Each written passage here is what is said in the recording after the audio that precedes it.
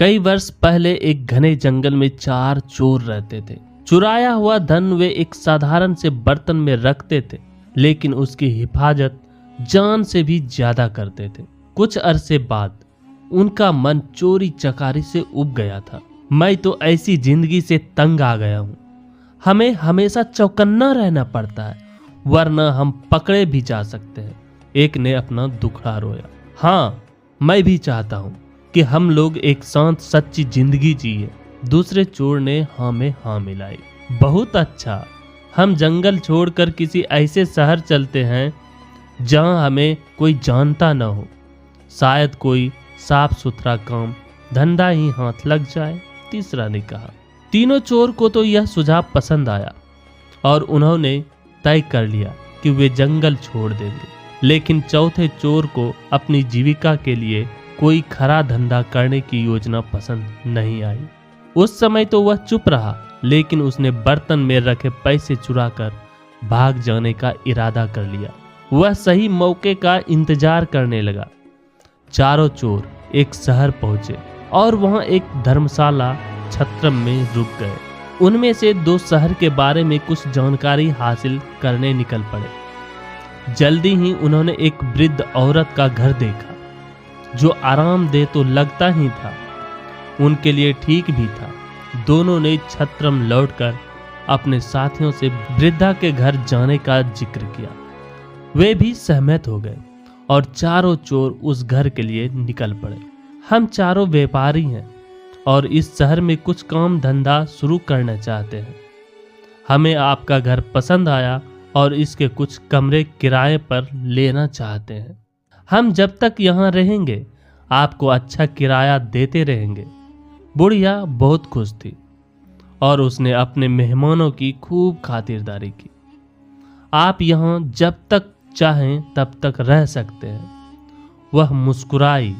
वह प्रसन्न हुई कि उसे अच्छे किराएदार मिल गए हैं। चारों चोर पता लगा चुके थे कि वह बहुत नेक और सच्ची औरत है, जिसे पराई दौलत का लालच नहीं है। इसलिए उन्होंने अपने पैसों से भरा बर्तन बुढ़िया को संभालने के लिए दे दिया और कहा, कृपया इस बर्तन को ध्यान से रखिएगा। एक ही शर्त है, इसे देना तभी जब हम चारों साथ में इसे मांगने आए। बुढ़िया ने बर्तन लेते हुए कहा, ठीक है। वह अपने घर के पिछवाड़े गए और देखने लगी कि कोई देख तो नहीं रहा।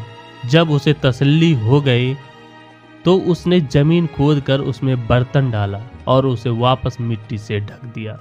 चारों चोर कुछ काम धंधे की तलाश में शहर चले गए। जल्दी ही वे काफी थक गए और बुढ़िया के घर से कुछ ही दूरी पर खड़े वट वृक्ष के नीचे बैठकर सुस्ताने लगे। तभी एक औरत लस्सी बेचती हुई वहां से निकली। चारों ने थोड़ी लस्सी खरीदने का निश्चय किया। लस्सी बहुत स्वादिष्ट थी। उन्होंने सोचा कि दोपहर के भोजन के साथ पीने के लिए थोड़ी लस्सी भी ले ली जाए, पर 3 चोर तो बहुत थक गए थे। लस्सी डालने के लिए बुढ़िया के घर से बर्तन लाने की हिम्मत किसी में नहीं थी।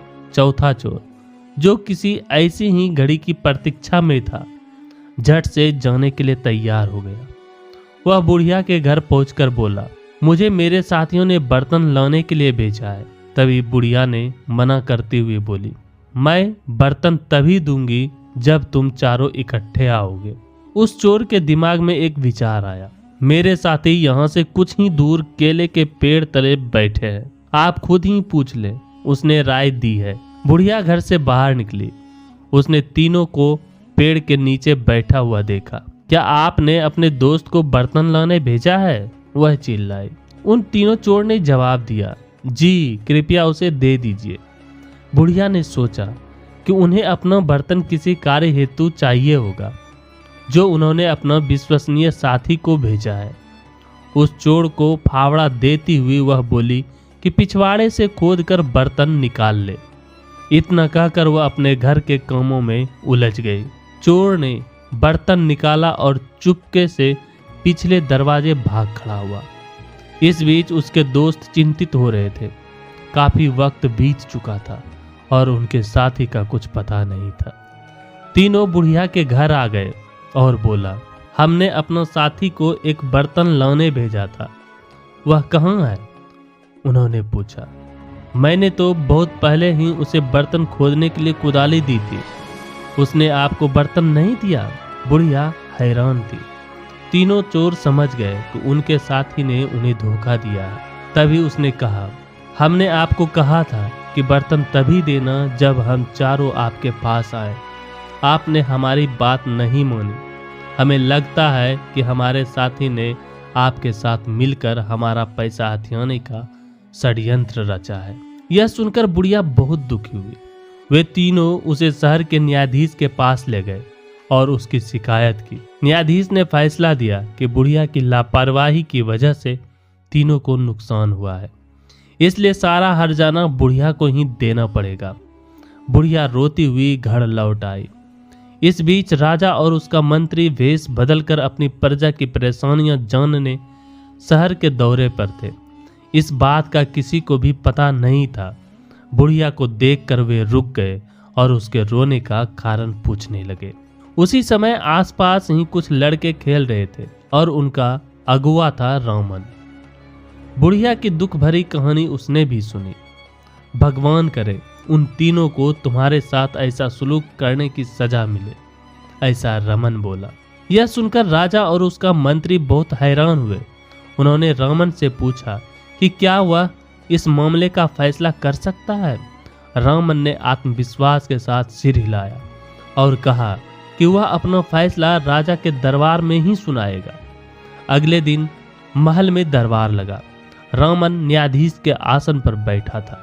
उसने चोरों की कहानी सुनी। तुम्हारा शर्त यही थी ना कि बुढ़िया वह बर्तन तुम्हें तभी दे जब तुम चारों उसे लेने आओ। रामन के प्रश्न पर तीनों ने हामी भर दी। बहुत अच्छा, वह शर्त पूरी करने के लिए तैयार है, पर यहाँ तो तुम सिर्फ 3 हो। जाओ अपना चौथा साथी लेकर आओ जिससे शर्त पूरी की जा सके। रामन ने आदेश दिया। शाबाश, यह क्या फैसला दिया है। राजा ने रामन की भूरी भूरी प्रशंसा की। तुम छोटे हो पर हो समझदार। आज से तुम मर्यादा रामन के नाम से जाने जाओगे और हमारे दरबार में ऐसे मुकदमों के फैसला किया करोगे।